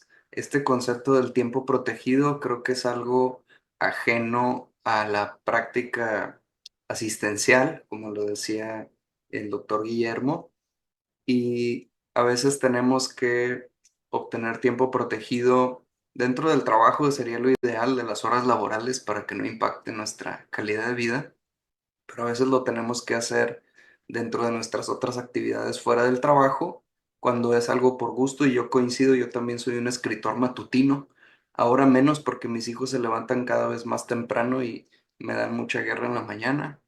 Pero quisiera preguntarle a Guillermo, como tú como líder de tu institución y un escritor ávido, ¿cómo piensas en el tiempo protegido para tus empleados o para tu equipo de la clínica? Es decir, ¿esto lo consideras como parte de su trabajo? ¿O qué mensaje le podrías dar a los líderes que nos están escuchando en la noche sobre cómo pensar en esto? Bueno, nosotros tenemos aquí en la Clínica Ruiz un eh, departamento de servicio social que es más o menos grande. Tenemos entre 6 y 8 médicos pasantes en servicio social trabajando con nosotros en investigación.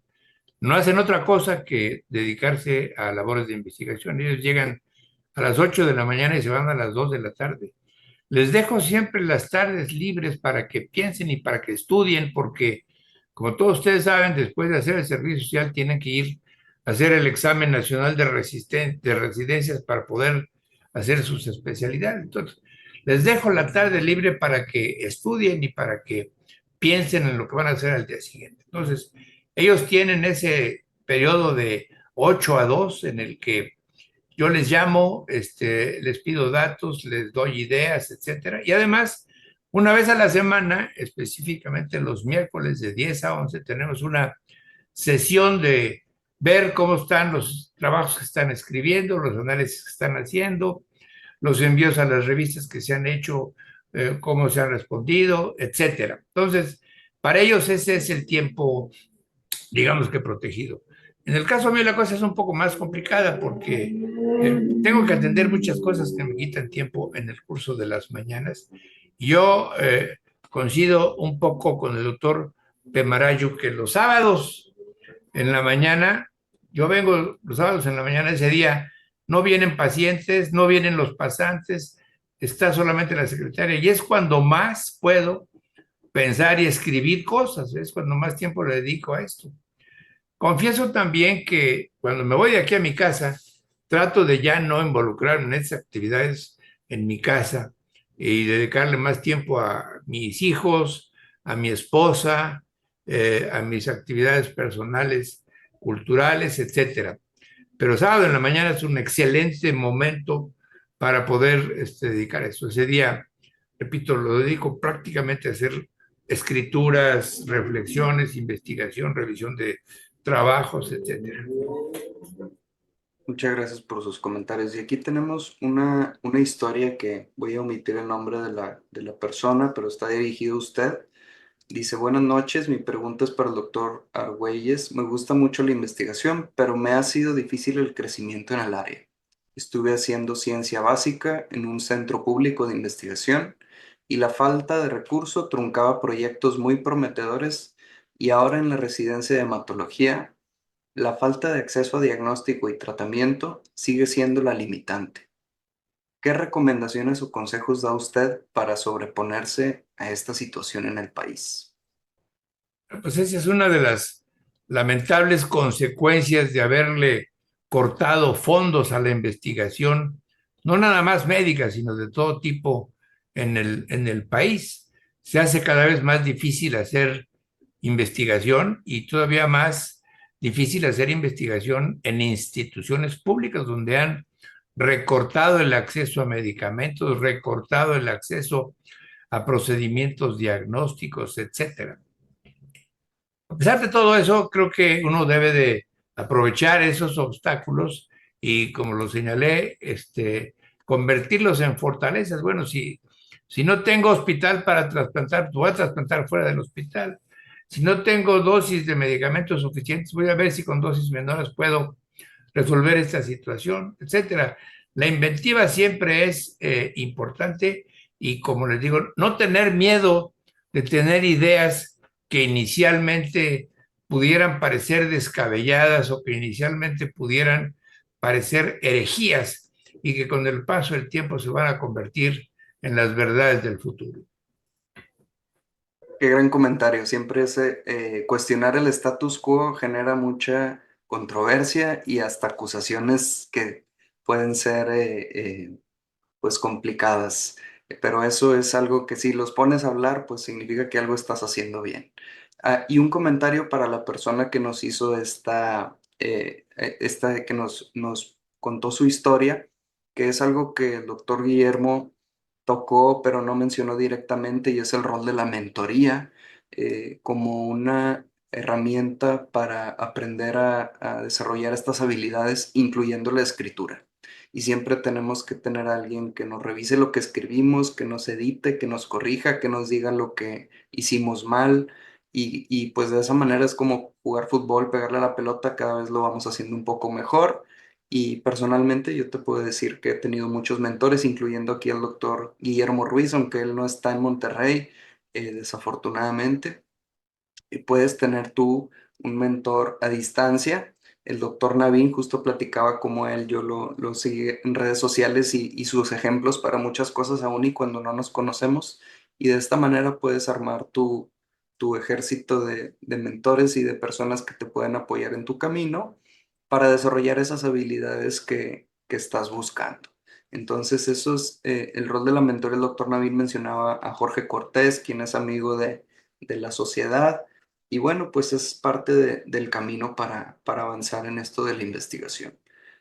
Aquí tenemos otra pregunta y probablemente ya para terminar, el doctor Ruiz mencionaba que deberíamos de ser cuidadosos al seleccionar estudios de la industria y tal vez el doctor Naví nos pueda mencionar su experiencia así, no, aunado a esto de la búsqueda de fondos, porque una cosa es escribir un manuscrito y otra cosa es escribir un grant o un protocolo iniciado por el investigador para pedir recursos o para buscar que la industria te autorice el uso de alguno de sus medicamentos y hasta te dé fondos utilizarlo.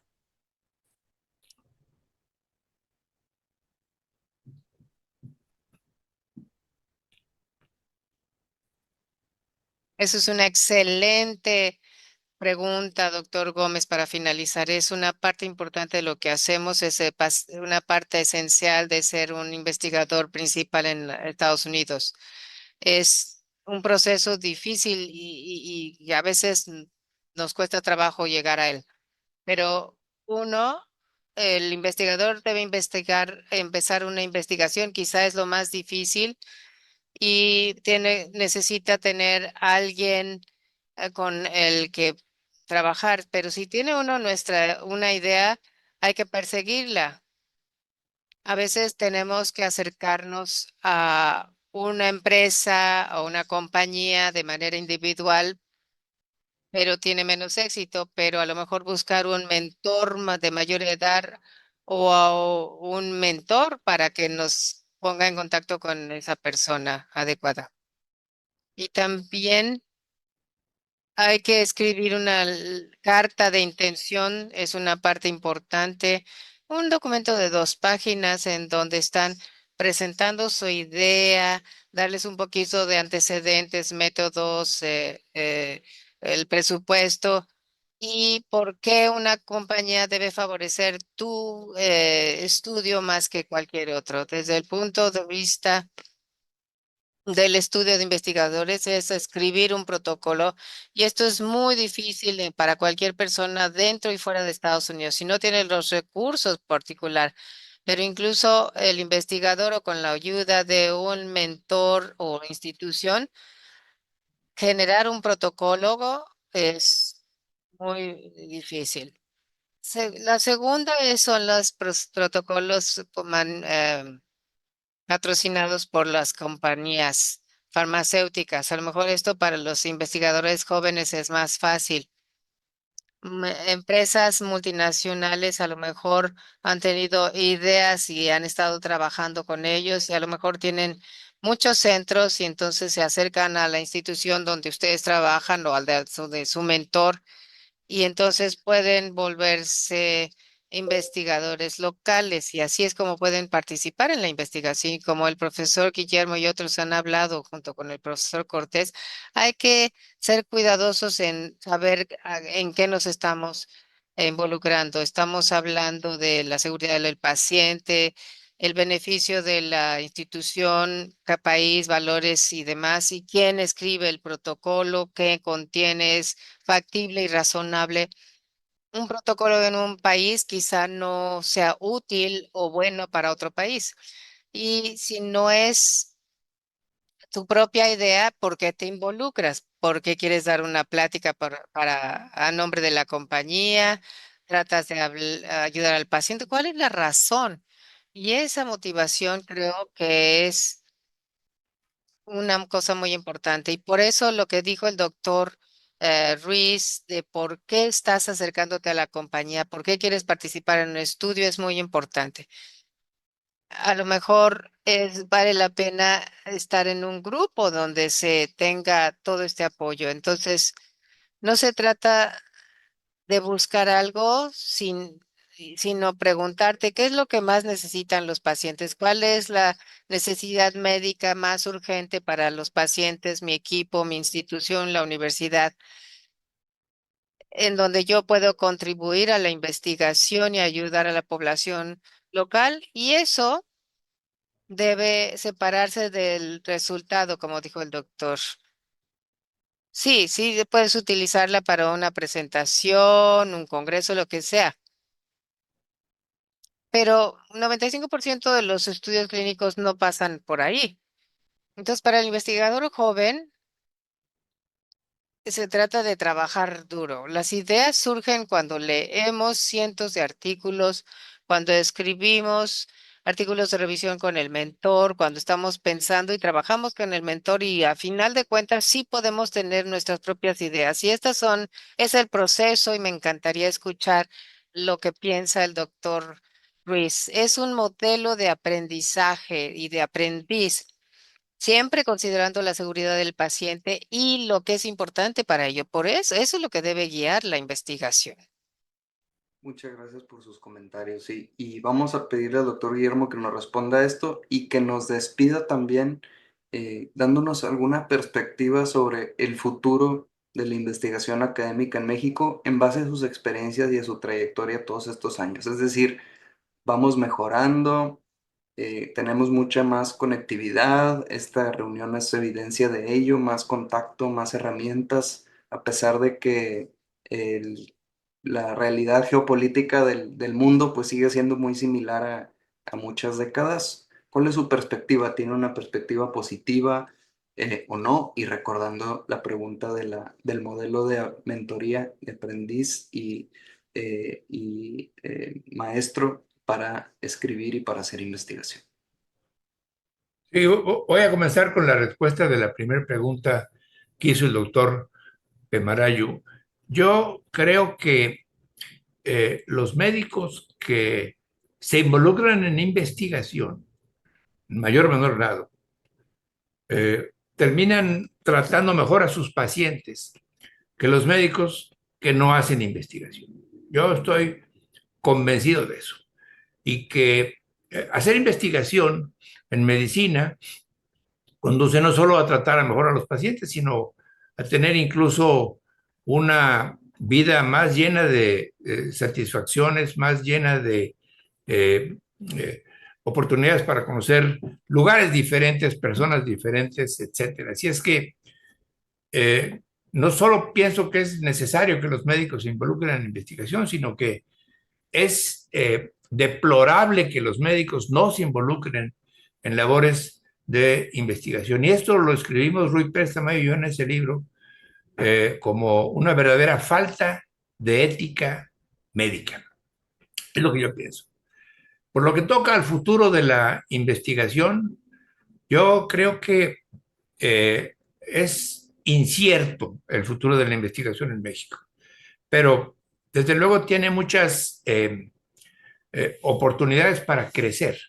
Andrés ya mencionaba una de ellas, que es la conectividad, la facilidad con la que uno ahora manda trabajos a publicar, puede consultar algunos pacientes, puede pedir opiniones de otros expertos en el área mediante el correo electrónico y demás, cosa que cuando comenzamos a hacer la investigación no había, pues debe de aprovecharse al máximo, tratando de brincar los obstáculos que cada vez nos ponen más aquí en el país para poder hacer investigación.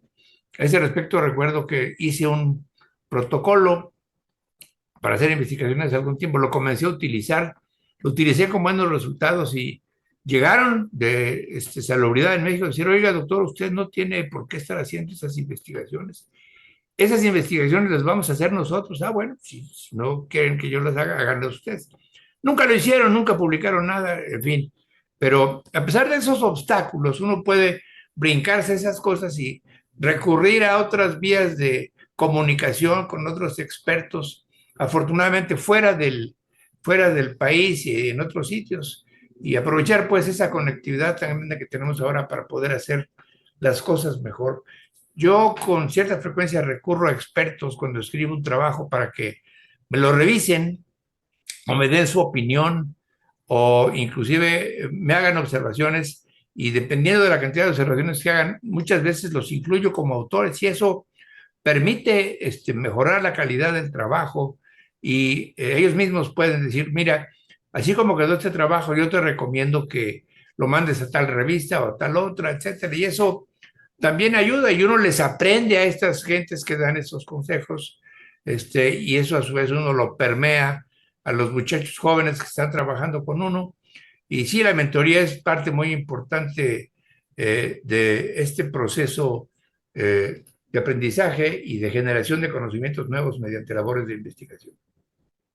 Perfecto, pues muchas gracias por esos comentarios finales y pues no me queda nada más que agradecerle a nuestros ponentes estrella por estar aquí y por esta sesión de preguntas y respuestas y sus ponencias brillantes y bueno, pues esperamos tenerlos nuevamente con nosotros en otras actividades de nuestra sociedad y aprovechando para darle un mensaje a las personas que les interesa hacer estas actividades y no tienen a alguien que los apoye, que los busque, pues es muy factible y sencillo buscar ayuda, hay que enviar mensajes, correos, acercarse a la gente. Es algo que a mí me costaba mucho trabajo, pero aprendí haciendo y pues siempre te das cuenta que la mayoría de las veces te van a decir que sí y te van a invitar a que trabajes con ellos y a que desarrolles tus habilidades y para eso también está la AME. Tenemos nuestros grupos de trabajo, grupos de leucemia, de mieloma, el grupo de trasplante, en fin, de hemofilia, de pediatría, hay un montón de grupos de trabajo a los que se pueden acercar y basta con que nos manden un correo para poder dirigirlos con los grupos o si no con alguien que los pueda arropar y ayudar. Y con eso les quiero dar las buenas noches y despedirlos a todos y darles las gracias por estar aquí, a las más de 400 personas que nos están escuchando y de alrededor de 14 países de nuestra región. Muchas gracias y nos vemos a la próxima. Muchas gracias a la agrupación Doctor Pemarayu. Nice seeing you. Bye bye. Gracias, Andrés.